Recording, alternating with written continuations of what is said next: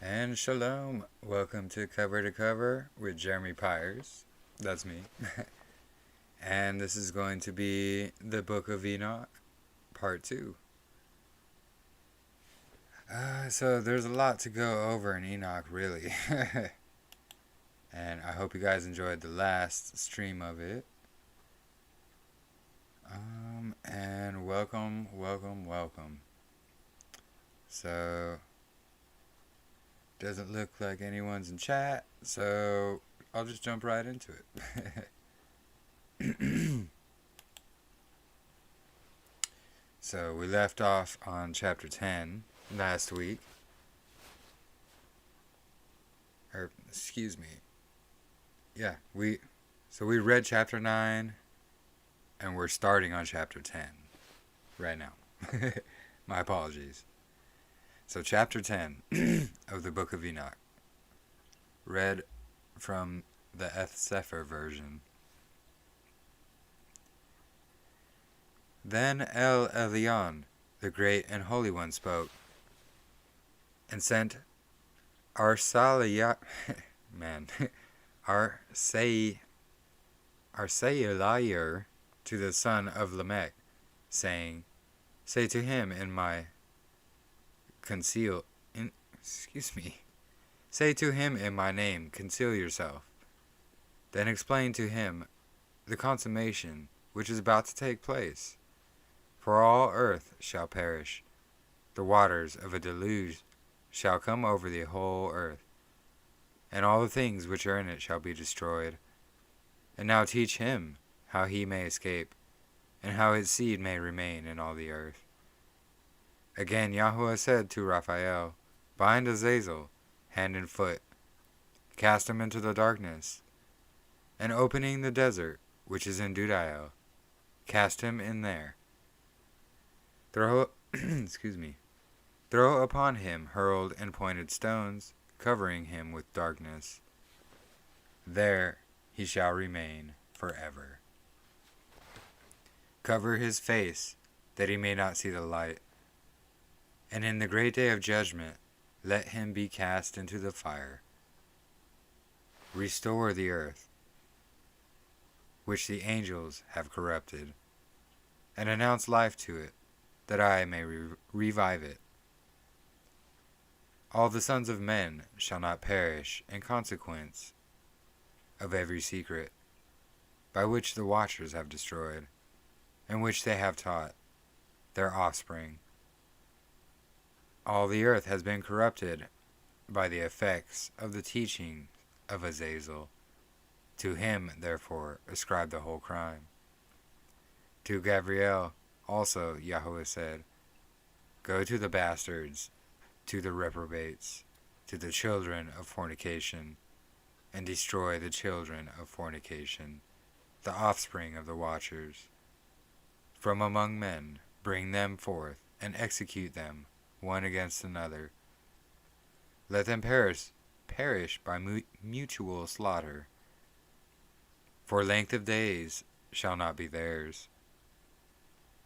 They shall entreat you, but their fathers shall not obtain their wishes respecting them. For they shall hope for eternal life, and that they may live, each of them, 500 years. So he's talking about the Nephilim, the children of the fallen angels. The Watchers were expecting them to live forever. Nope. Yahuwah was like, nope, they're only going to live 500 years, and they're going to kill themselves. So, as a punishment, the Watchers get to watch their children destroy themselves and kill each other. Their children that they so love.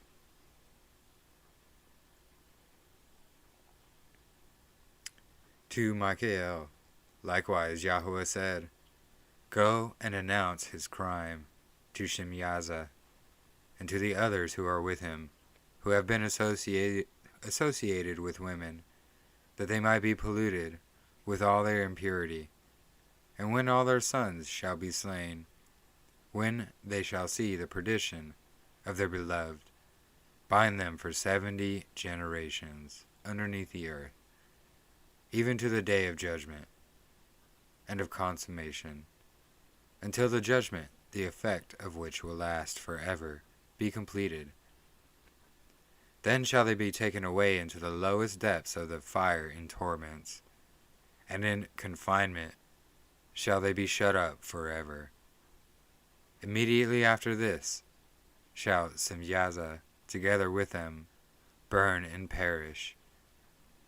They shall be bound until the consummation of many generations. Destroy all the souls addicted to lust, and the offspring of the Watchers, for they have tyrannized over mankind. Let every oppressor perish from the face of the earth. Let every evil work be destroyed. The plant of righteousness and of rectitude appear, and its produce become a blessing. Righteousness and rectitude shall forever be planted with delight. And then shall the Kodashim give thanks, and live until they have begotten 1,000 children, while the whole period of their youth and their Sabbaths shall become completed in peace. In those days all the earth shall be cultivated in righteousness. It shall be wholly planted with trees and filled with benediction. Every tree of delight shall be planted in it, and in it shall vines be planted, and the vine which shall be planted in it shall yield fruit to satiety.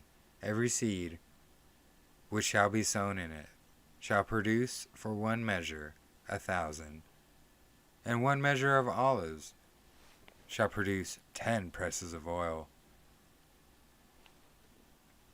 Purify the earth from all oppression, from all injustice, from all crime, from all impiety, and from all the pollution which is committed upon it.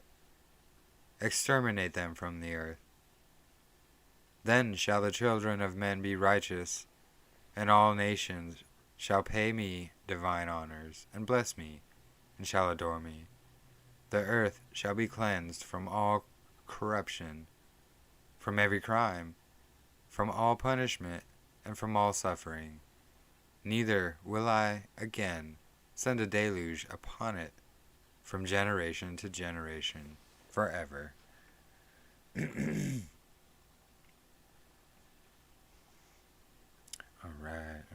Hey, shalom, Andrea. Shalom, Melissa. Shalom, Andrea's husband. I can't recall your name. Forgive me. Welcome, welcome. Good to have you.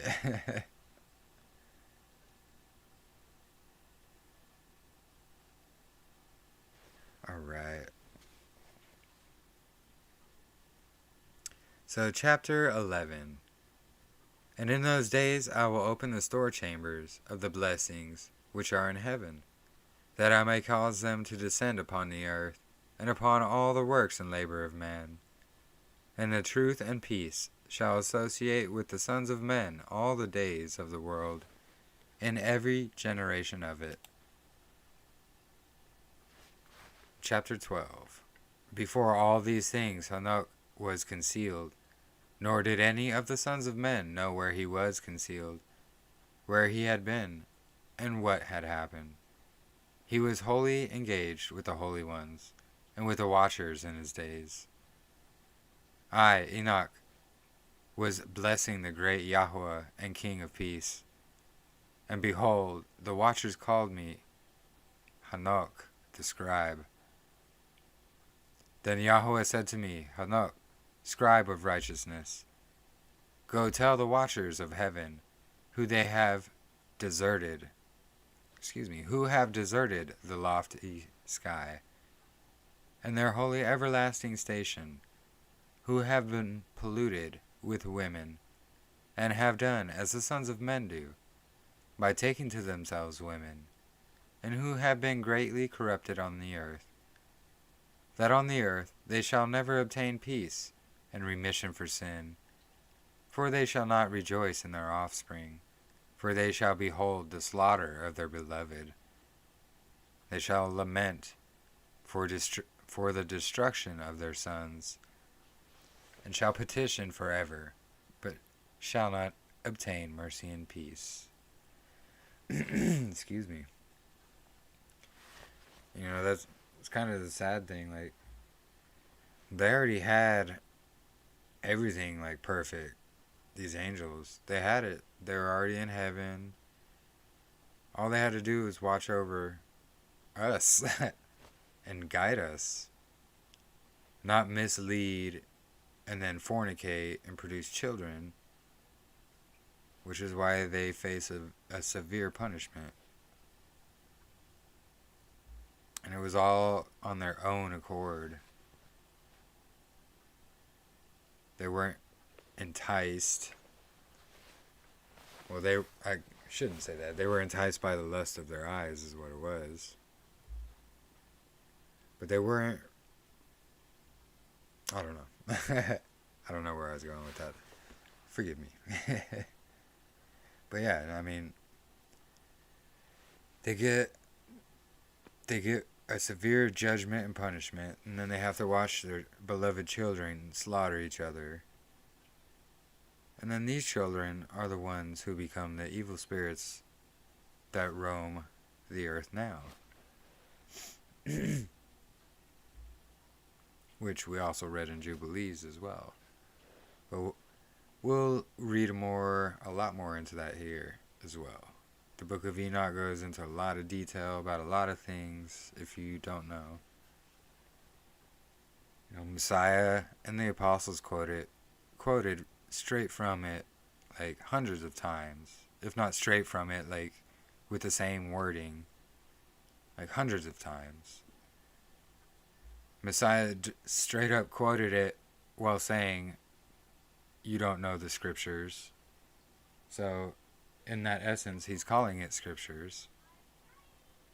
I mean, those facts alone should just be enough to pique people's interest into at least studying and looking into it.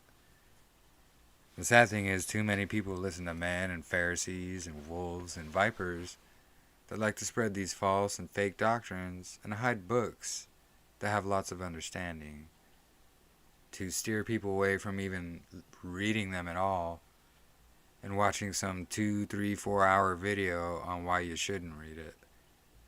Like, it's become so crazy, this world. And it's really disgusting, honestly. It's disgusting. Anyway, let me continue. Excuse me. So, chapter 13. Then Enoch, passing on, said to Azazel, "You shall not obtain peace. A great sentence is gone forth against you. He shall bind you. Neither shall relief, mercy, and supplications be yours, on account of the oppression which you have taught, and on account of every act of blasphemy,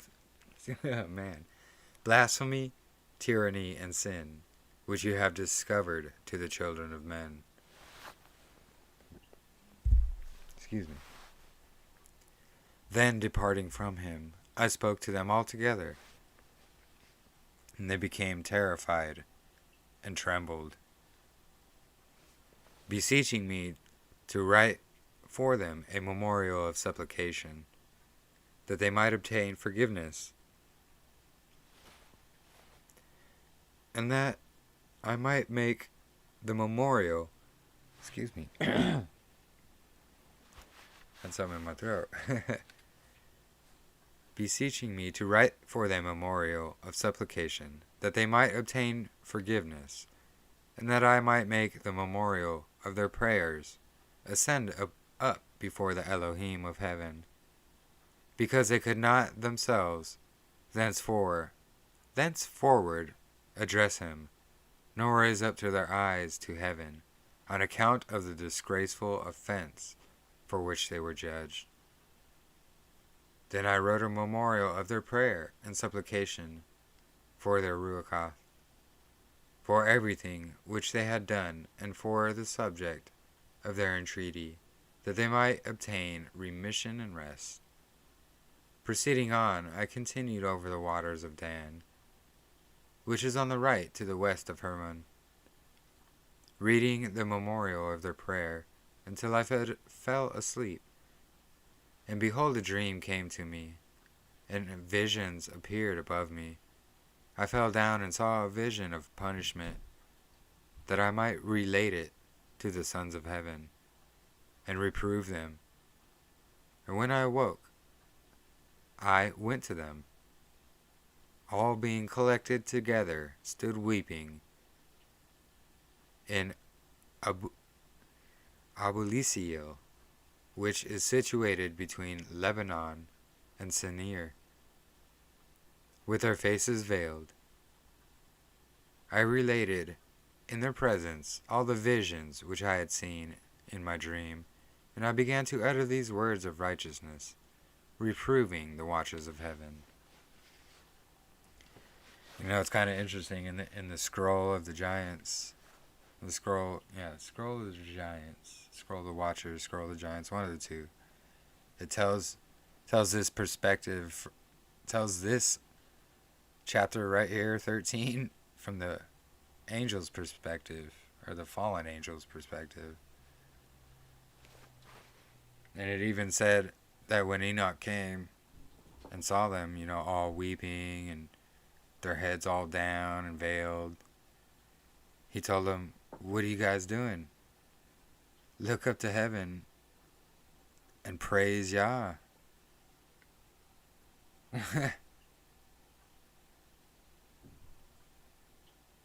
And so they tried their best to, and like, they were just full of sadness and grief, but they tried their best to. Anyway, that was just kind of a little note that was in the Book of the Watchers, or Book of the Watchers, Scroll of the Watchers, whatever. It's in the Qumran Scrolls, Dead Sea Scrolls. It's fragmented, but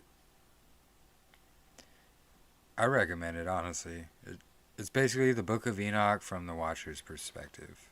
And it's not even like a quarter of the length, and fragmented.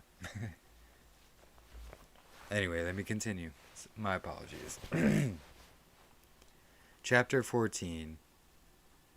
This is the Sefer of the words of the righteousness, and of the reproof of the watchers, who are from eternity, according to that which he, who is holy and great, commanded in the vision. I perceived in my dream that I was now speaking with a tongue of flesh, and with my breath, which El Elohim has put into the mouth of men, that they might converse with it, and understand with a heart As he has created and given to men the power of comprehending the word of understanding, so he has created and given to me the power of reproving the watchers, the offspring of heaven. I have written your petition, and in my vision it has been shown to me that what you request will not be granted to you as long as the world endures. Judgment has been passed upon your request, will not be granted you. From this time forward, never shall you ascend into heaven. He has said that on the earth he will bind you, as long as the world endures. But before these things you shall behold the destruction of your beloved sons. You shall not possess them, but they shall fall before you by the sword. Neither shall you entreat for them, not for yourselves. But you shall weep and supplicate in silence the words of the Sefer which I wrote. A vision thus appeared to me. Behold, in that vision, clouds and a mist invited me. Agitated stars and flashes of lightning impelled and pressed me forwards, while winds in the vision assisted my flight, accelerating my progress. They elevated me aloft to heaven. I proceeded until I arrived at a wall built with stones of crystal. A tongue of fire surrounded it, which began to strike me with terror. Into this vibrating flame I entered, and drew nigh to a spacious habitation built also with stones of crystal. It was too, as well as pavement, were formed with stones of crystal, and crystal likewise was the ground.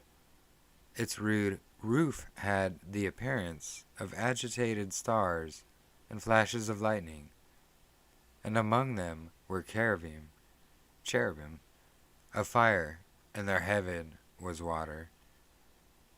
A flame burned around its walls, and its portal blazed with fire. When I entered into this dwelling, it was hot as fire and cold as ice. No trace of delight or of life was there. Terror overwhelmed me, and a fearful shaking seized me. Violently agitated and trembling, I fell upon my face. In the vision I looked, and behold, there was another habitation more spacious, and every entrance to which was open before me, erected in a vibrating flame. So greatly did it excel in all points, in glory, and in magnificence, and in magnitude, that it is impossible to describe to you either the splendor or the extent of it. Its floor was on fire, above were lightnings and agitated stars, while its roof exhibited a blazing fire.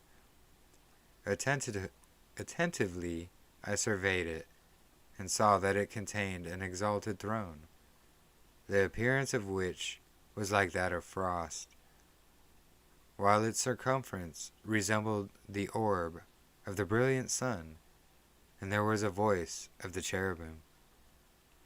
From underneath this mighty throne, rivers of flaming fire issued. To look upon it was impossible. One great in glory sat upon it, whose robe was brighter than the sun, and whiter than snow.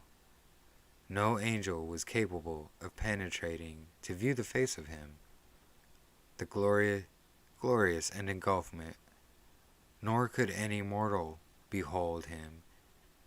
A fire was flaming around him. A fire also of great extent continued to rise up before him, so that not one of those who surrounded him was capable of approaching him. Among the myriads of myriads who were before him, to him holy holy consolation was needless. Yet did not the sanctified who were near him depart far from him, either by night nor by day, nor were they removed from him. I also was far advanced, with a veil on my face, and trembling. Then Yahweh with his own mouth called me, saying, Approach hither, Enoch, at my holy word. And he raised me up, making me draw near, even to the entrance. My eye was directed to the ground. So it's really not too difficult to put together what he's describing here.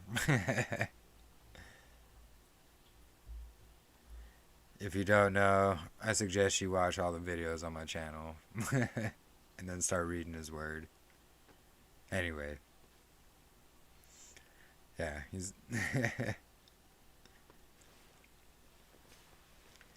so the interesting here, interesting thing here is this is Enoch describing the Messiah. Which is funny because the Messiah was describing Enoch.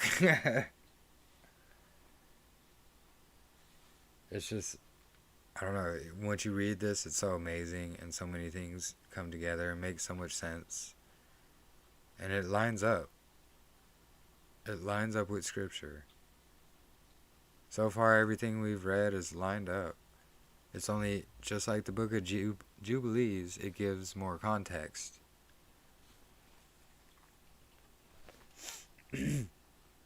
Just too many people tossing out too many books and too many things, and it's too much. We can't have none of this. Like, we gotta get these people out. They're stirring up strife, turning people away, causing brothers and sisters all to fight each other because one's clock is 5 seconds faster than the other. Like, we gotta say enough is enough. And these people sowing discord and separation, even entire ministries doing this, they're gonna be judged soon. And we got to get these people away so we are not partaking in the same judgment as they are. Because if we're bickering back and forth with these people, we're going to be guilty by association, you know? Like, if they try to start bickering and arguing, you know, just tell them shalom and unfriend them and block them if you got to. That's my new thing. I ain't trying to get angry and mad and trying to say the same thing 1,000 times when I've already even shown it on my channel here. Like, I'm just gonna start pointing people to my channel and my videos with the information they're asking questions about. If they still have questions after that, then I'll answer some questions. But if they only want to sit and argue that they're right and I'm wrong, you know, bye. Sorry. That's not how it works. I study his word. I don't go by this person and that person telling me I'm wrong. And this stuff is too rampant. It's too rampant. We need to get it out, cast it out, burn it in the fire. These people, you know, it's between them and Yah. If they're going to cause dissension and sow discord, hiding in the shadows, waiting to pounce on anybody who has the slightest difference of opinion than they do or a difference of view, like, just get rid of them. It's not even worth it. I had to learn this the hard way. Literally, entire ministries pushing hate, different doctrines, saying, oh, if you don't give me your tithe, you ain't a part of our ministry.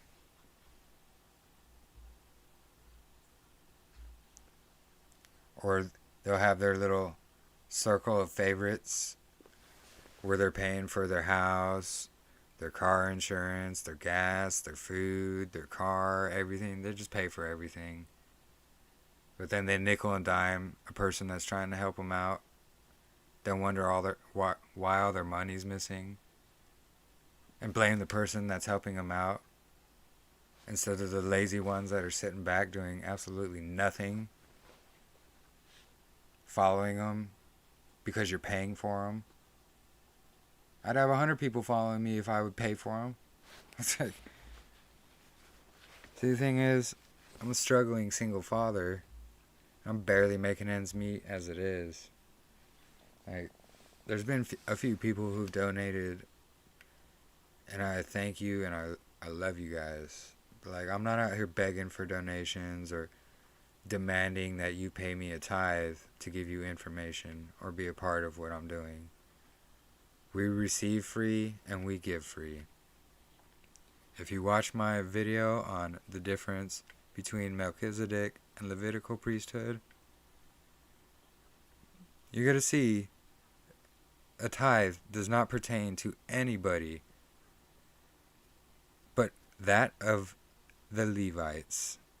And then guess what? Even they had to give back of their tithe.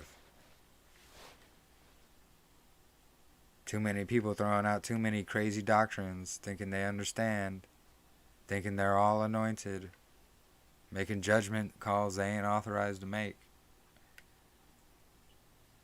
There's going to be a big judgment coming soon, is all I'm saying. I know where I'm standing. I don't care what anyone thinks. I stand with Yahweh. I stand with His Word. Anyway, sorry, I babble. My apologies. And thank you, Andrea and Alyssa. Alright, chapter 15. Only 5 more to go. They're not too long. And then, addressing me, he spoke and said, Hear, neither be afraid, O righteous Enoch, you scribe of righteousness. Approach hither and hear my voice. Excuse me. Go say to the watchers of heaven, who have sent you to pray for them. You ought to pray for men, not for men you. Wherefore have you forsaken the lofty and holy heaven, which endures forever, and have lain with women, and have defiled yourselves with the daughters of men, having taken to yourselves women, have acted like the sons of the earth, and have begotten Nephilim. Excuse me, one sec.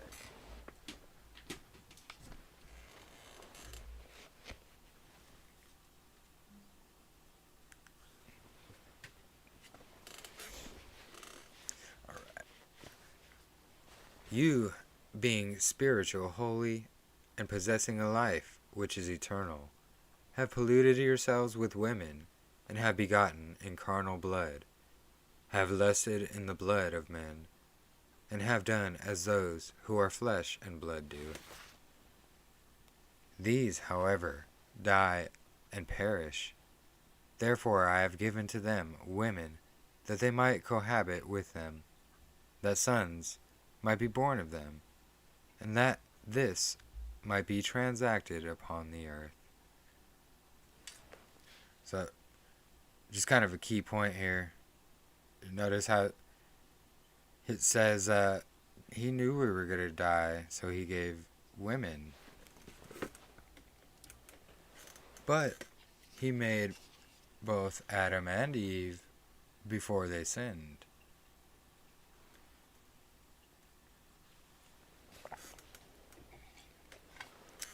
Some people need to think about that before they push their vegan doctrines that are no part of Scripture. You can be vegan if you want, that's fine.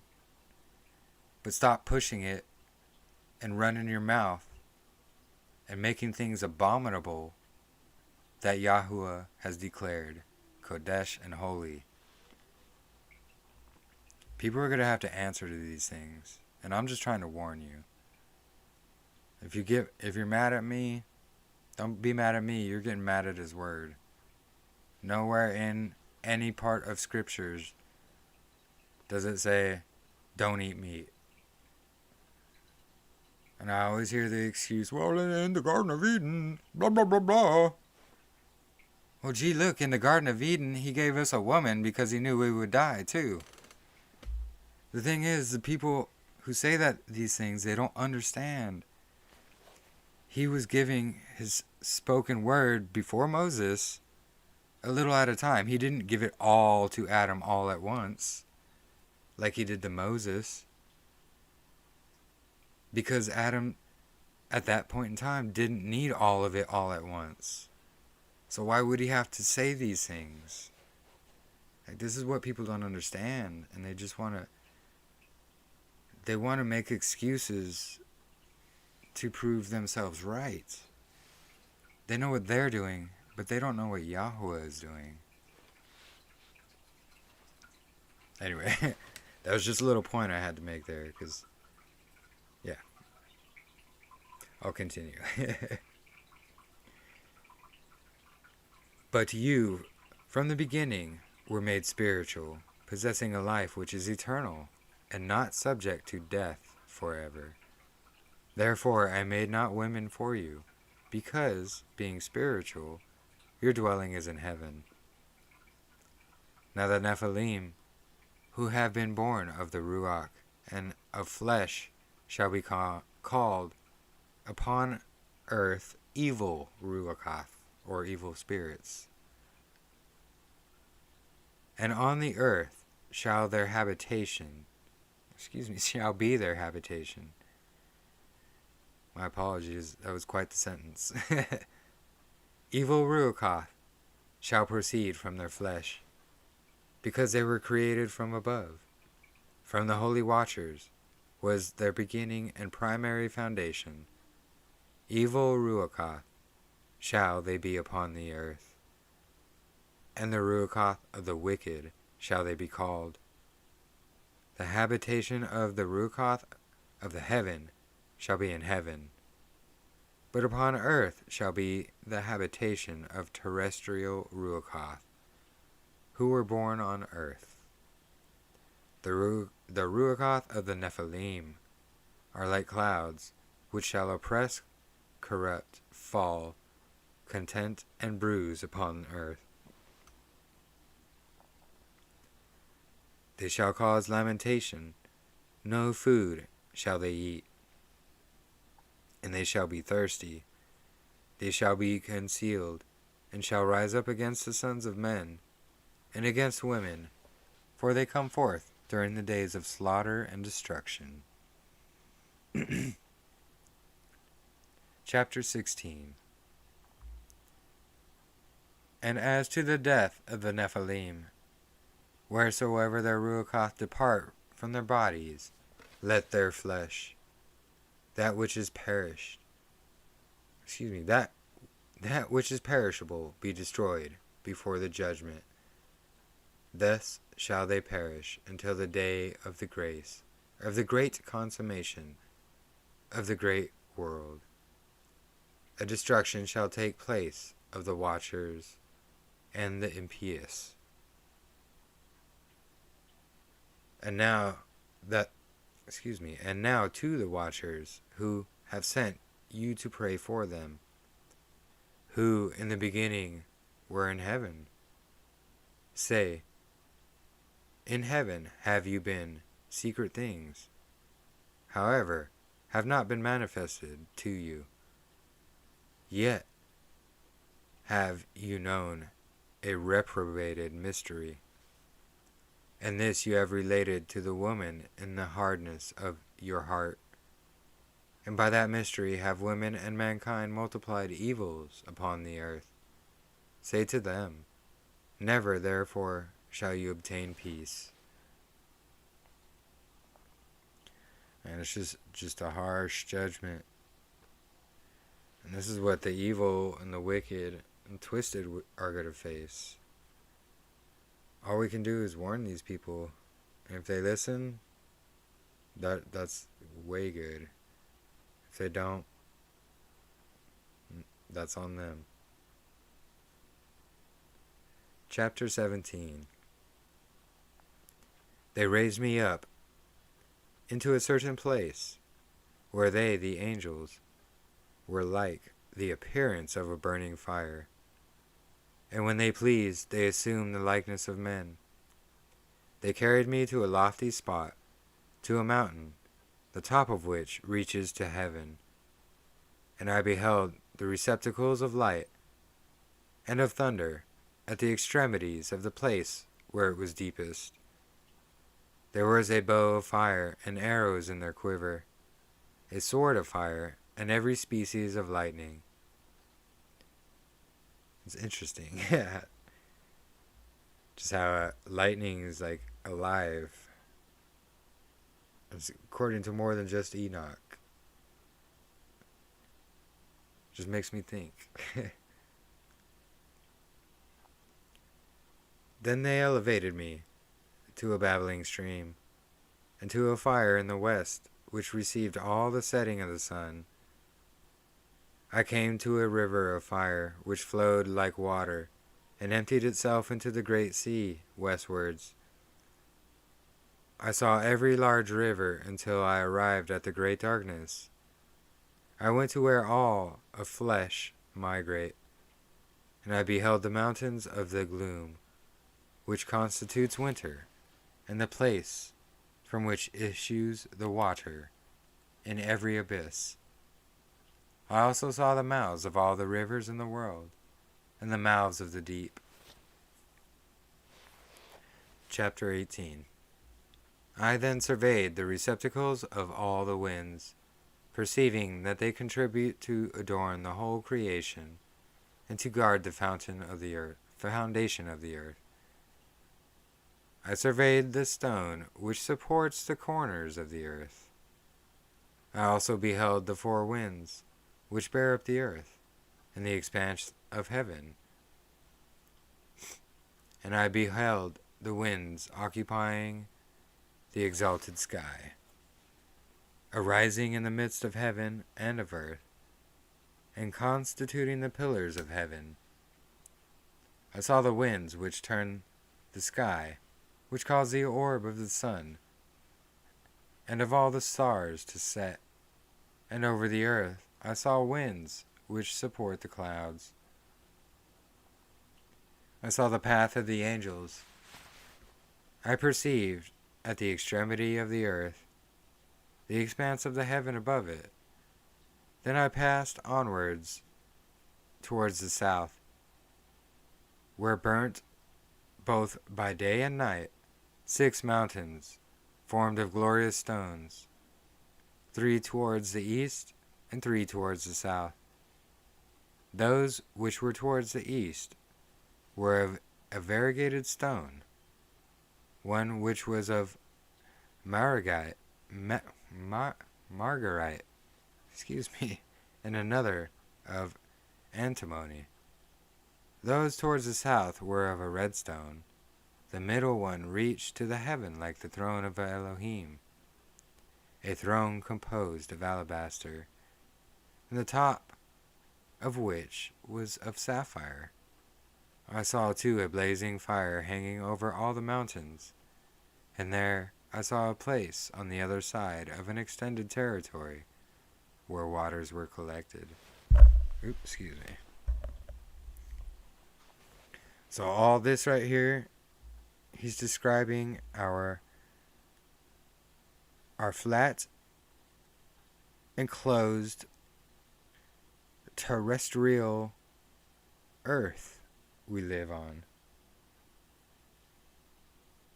Meaning, it is a flat plane enclosed in a firmament that hold the sun, moon, and stars, all of which, the sun, moon, and stars, were created on the 4th day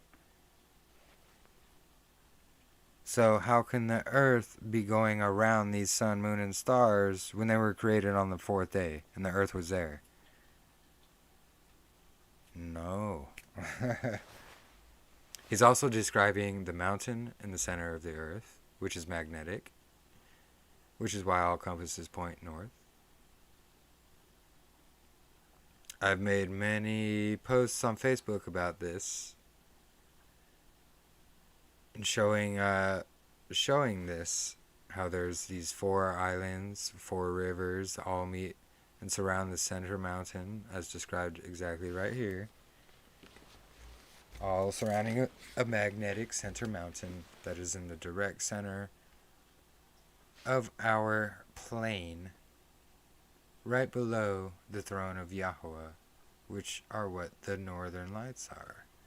And the southern lights. Southern ones just reflect the redness of the fire, because it travels down the side of the firmament. The red does. All the emerald and all that stays right around his throne. I studied so much into this, like... Anyway, I'll continue. I likewise beheld terrestrial fountains, deep in the fiery columns of heaven.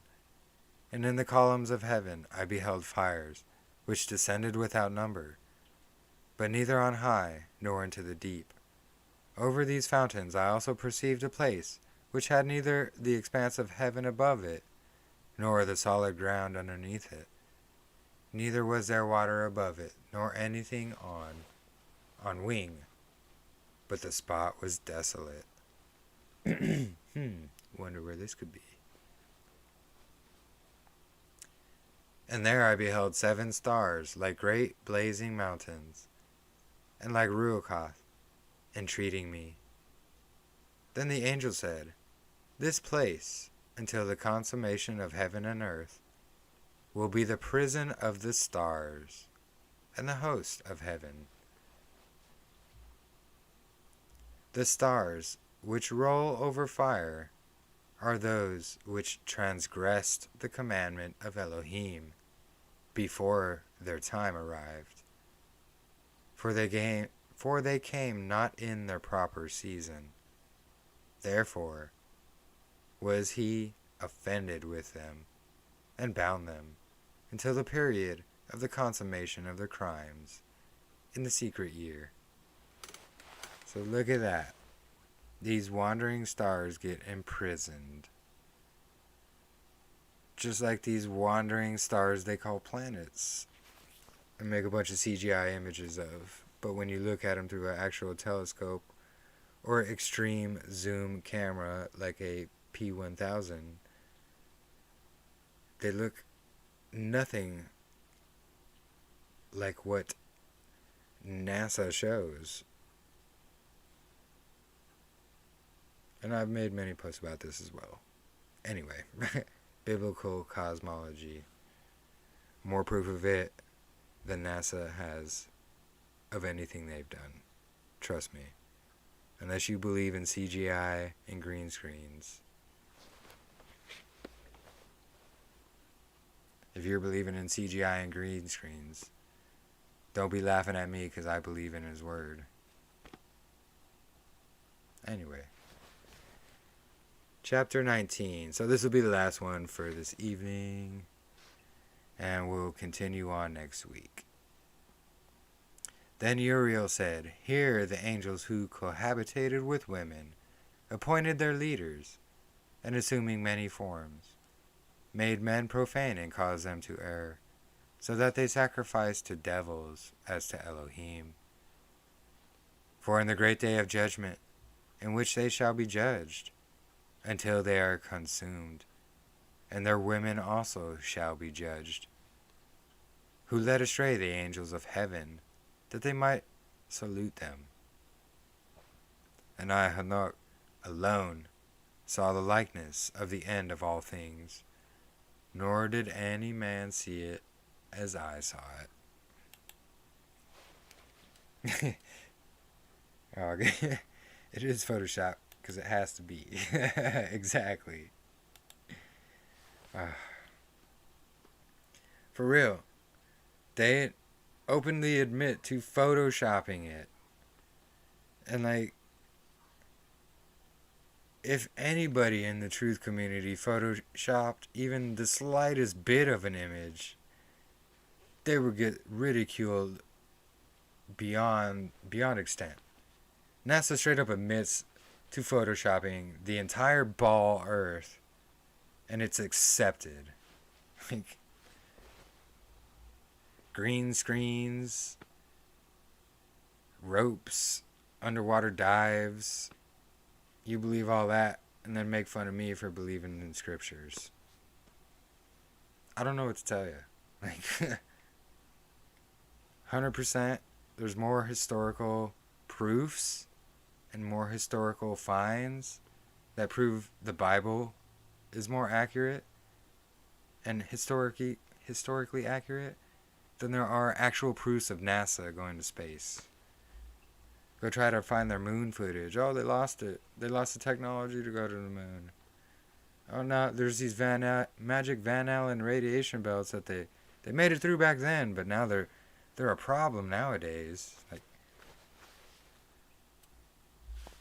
a pressurized atmosphere next to an ever-expanding vacuum with no barrier. Yeah, it makes sense. Anyway, space may be the final frontier, but it's made in a Hollywood basement. Oh yeah, oh yeah. Yeah, I'm sure everyone who follows me knows my view on that. Anyway. So yeah, I hope you guys enjoyed the reading this evening. You know, this evening was pretty much mostly about the Watchers, the Nephilim, how they came to be, what their judgment was. It got into a little bit of the shape of our Earth we live on, but we'll be getting into that more. Trust me. We'll also be getting into more details of calendar and just so many things that the Book of Enoch brings into context. 100%. And like I say every time, test everything for yourself to His Word. Follow no man, not even me. Only follow Messiah and praise Yahuwah. Alright. Check the chat here for a moment again. Andrea, Yah's flat plane. True creation is so much more grand and intriguing than anything NASA shows or says. Oh, absolutely. Absolutely. And like, they hide so much of it too. They only allow us where we are, basically. That's like all. Like, if you look at the Admiral Byrd expeditions, he says there's land bigger than the size of America on the other side. Like, I believe there's a lot there, and then the firmament. And I believe there's actually, I don't know, I can't prove it. The only thing I can do is find these little hints here and there. But like a video, this video I showed that shows, what if the moon is a reflection, like a mirror, of our Earth, and what we see or are told is all that's here is just in this tiny little crater on the moon. There's just so much, like, wow. I saw this video a while ago that explained that whole theory, and it's kind of mind-blowing, honestly. There's not a whole lot to prove it, but it's very interesting. But anyway, thank you guys for joining me. Hope you guys enjoyed. And please like and share and subscribe if you haven't already. I appreciate all of you. Don't forget to join me next week And I'm going to be putting out another little short video here, probably within the next couple of days, just like the one I did. But it'll be 2 Peter chapter 2. And it's going to be pretty much what I posted on my Facebook today. It's just that whole chapter, all about wolves and vipers. Anyway, shalom, shalom. Enough babbling. Thank you guys for joining me. Have a blessed evening. Have a blessed week. And shalom all.